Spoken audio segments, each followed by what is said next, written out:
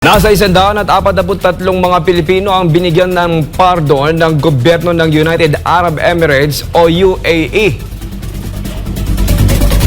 Ayon kay Department of Foreign Affairs o DFA Undersecretary Eduardo Jose de Vega, ang pardon na ito ay hindi para sa mga malalaking pagkakasala tulad ng mga kaso ng death penalty, ngunit para sa minor offenses lamang. Karaniwang nagpapatawad ang UAE sa panahon ng okasyon ng Eid al-Adha, kung saan pinagdiwang ito noong Hunyo ngayong taon. Ipinahayag pa ni De Vega na formal na ipinaalam ng UAE Embassy sa DFA ang patungkol dito noon pang Agosto.